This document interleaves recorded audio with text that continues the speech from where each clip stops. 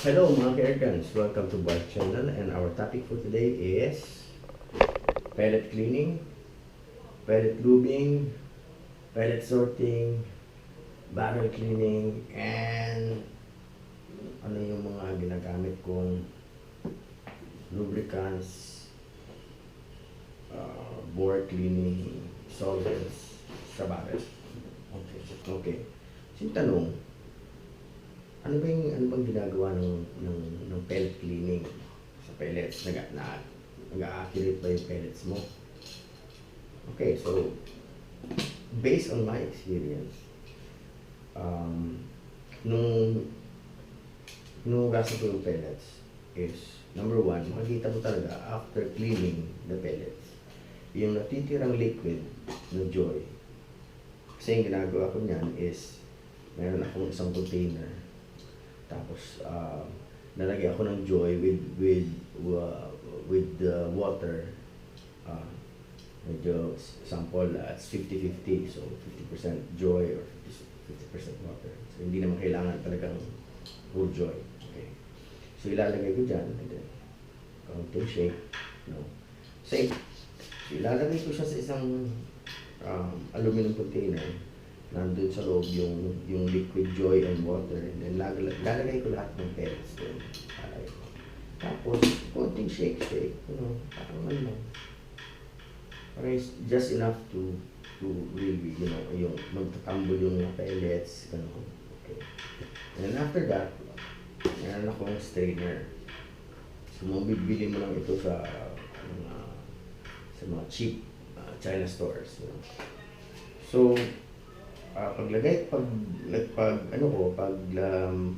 pellets dito, and then I wash it again with whiskey water na lang, and then strain again, and then put it over a towel.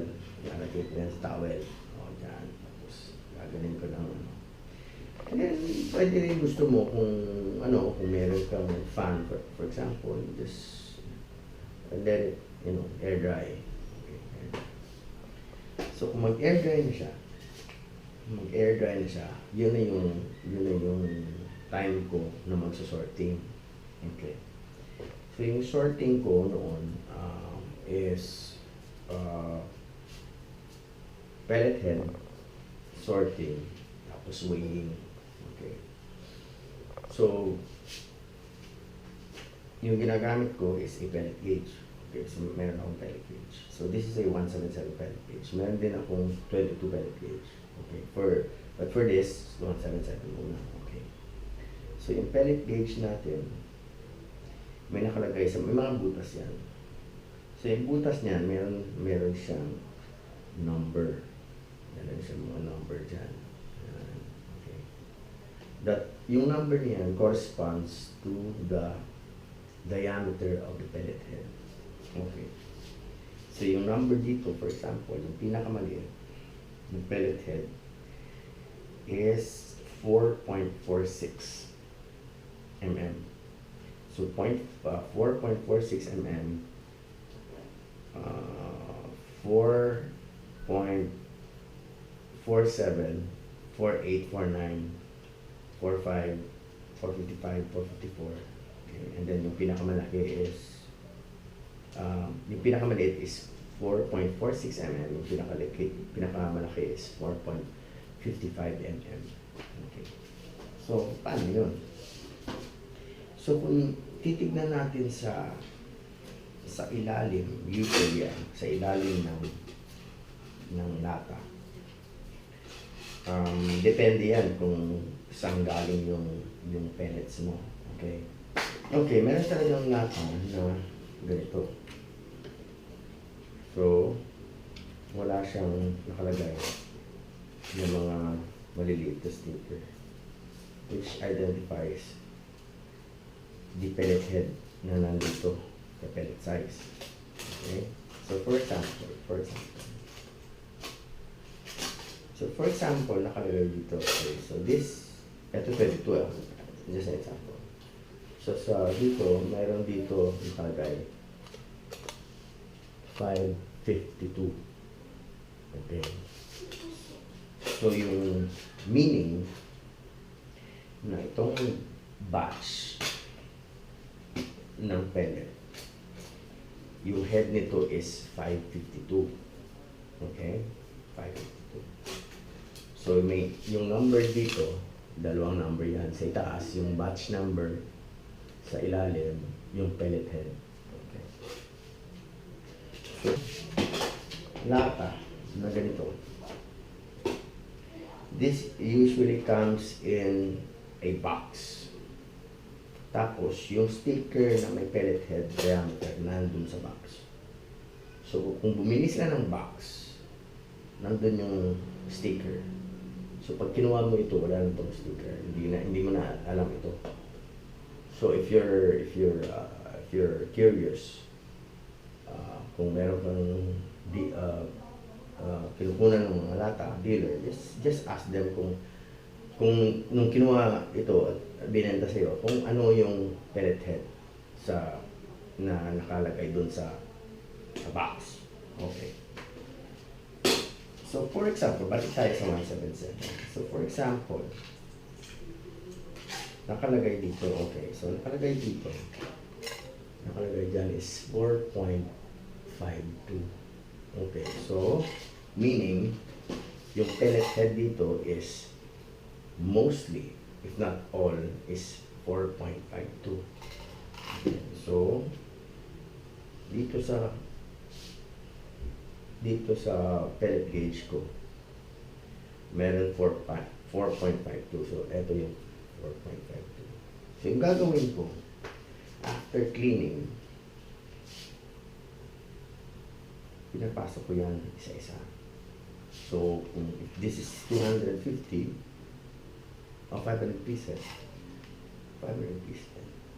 So, ano yung purpose ng pellet head? Okay. So, yung 452 na nakalagay dito, actually, hindi lahat 452 yan. So, makita mo sa 452, baka yung iba dyan is 453 or 451 or siguro may yung merong iba sa 454. Okay? So, sabihin na natin sa 500 pieces, sabihin na natin yung 452, sabihin na natin is 70%. So, 30%, roughly 70% is kung hindi siya below 452, it's higher than 452. So, nilalagay ko yan sa ibang lata. Tapos, nililabel ko yan. Baka ng tape. Then, lagay mong tape sa lata. Huwag ka magbigay ng label sa cover. Okay, most of the time, pwede yan mistakenly ilalagay mo sa isang lata. Tapos, akala mo yung labeling niya. So, usually, magle-label ko sa ilalim, sa ilalim na part ng lata. So, sigurado ako na yung bala dito is 452, 451. So, paano ko siya ilube? Okay, so after na sort out ko na siya sa pellet heads. Okay, so if I have, for example, if I have 3 canisters, 451, 452, and 453, for example. So, tatlong pellet head. So, yung majority is 452 nandito, 451 and 453. Okay. So, yung ginagawa ko, kunin ko yung top cover and then lalagyan ko yan sa taas ng isang drop. In this case, yung ginagamit ko is balistol kasi may balistol yung balistol. So, ito yung ginagamit ko. Okay. So, 1 drop, let's say yung 1 drop is actually good enough for let's say, miski 500 na pellets pa yan. Tapos, iyan ko yan upside down and then you just shake it. Okay. Tapos, okay.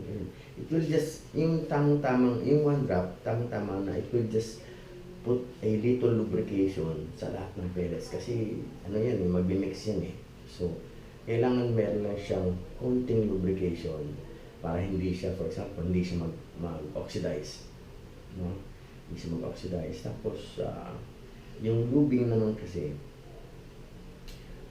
kung tatanong, kung i-research mo yan, meron mga forums na hindi naglulub. Meron naman mga forum na they're lubing, naglulub sila sa pellets nila.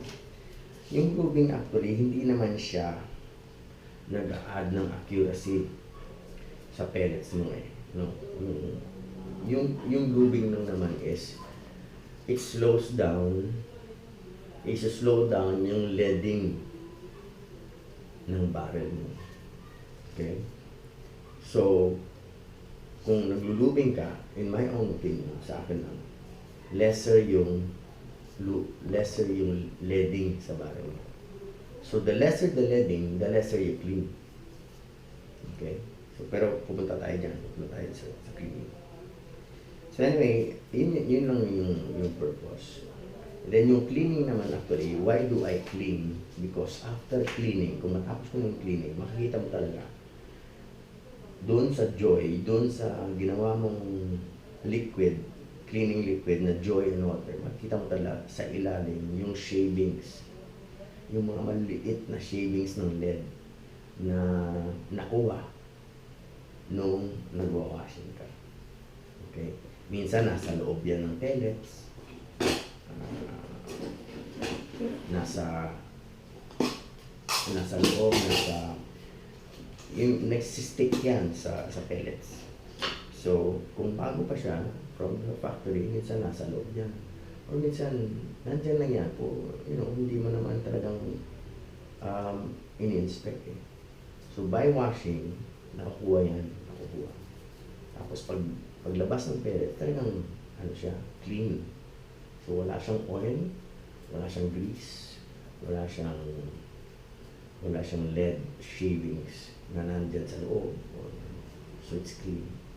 So, pag dry niya, wala naman siyang, sabihin natin, wala naman siyang proteksyon for it to oxidize, para mag-oxidize siya, baka mag-oxidize, yung pumuputi yung pellets, okay?